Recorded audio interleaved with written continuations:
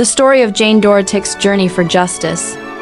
Imagine a peaceful life at the foot of the hills in suburban San Diego, California, where Jane Dorotik and her husband Bob had built their home over 30 years. Jane, 53, was a successful executive in mental health care, while Bob, 55, was an engineer passionate about running and mountain climbing. They had 3 children, Alex, Claire, and Nick, and shared a love for horses on their small ranch. Their marriage had its ups and downs, but by 2000, things seemed calmer than ever. Then tragedy struck on February 13, 2000. Bob left home for a run around 1 p.m., but hours passed without his return. Jane, worried, drove out to search, then called the police around 8 p.m., also notifying the family. That night, search teams worked tirelessly. Early on February 14th, Bob's body was found by the roadside, a few miles from home, with signs of an attack. The case quickly shifted from a missing person to a murder investigation. Police focused on Jane from the start. They found what appeared to be bloodstains in the couple's bedroom, a rope on the porch similar to one near Bob's body, tire tracks matching Jane's truck at the scene, and a syringe with her fingerprints and suspected traces of Bob's blood. Just 3 days later, Jane was arrested and charged with killing her husband.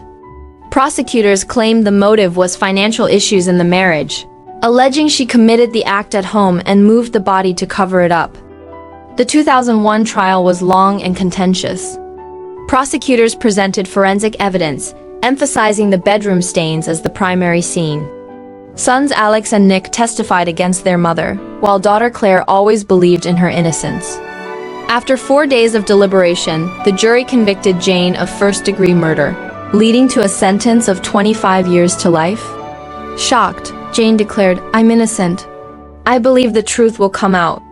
She entered prison grieving her husband's loss and the wrongful accusation. But Jane didn't give up. Over 20 years in prison, she self-taught law, wrote letters seeking help from innocence organizations, and persistently fought. She often wondered, how can I keep going like this? By 2015, with aid from the Loyola Project for the Innocent, LPI, they requested new DNA testing on evidence like the rope, clothing, and samples under Bob's nails. Results revealed DNA from an unknown male, not Bob or Jane, suggesting another suspect. Further analysis showed many blood stains in the bedroom weren't blood at all, and some original forensic experts lacked proper qualifications, leading to flawed evidence. In 2020, the court vacated the old conviction, admitting the prior evidence was completely unreliable. Jane was released on bail amid COVID-19 health concerns after 20 years behind bars. Prosecutors initially planned a retrial, but through extended hearings, they uncovered more issues. The initial investigation overlooked witnesses who saw Bob alive after the alleged time of death, and forensic evidence was excluded as unreliable. On May 16, 2022, just 1 day before the new trial, prosecutors dropped the charges, conceding that the remaining evidence is insufficient to prove guilt beyond a reasonable doubt. After 22 years of struggle, Jane Dorotik, now 75, was finally free. She shared, "This has been an arduous journey, but now I can decide my own future. It affected the whole family, and I hope we now have a chance to heal." Though Bob's true killer remains unknown, Jane turned her pain into strength. She became an active advocate, pushing for reforms in the justice and prison systems, helping others wrongfully convicted. Jane's story isn't just personal tragedy.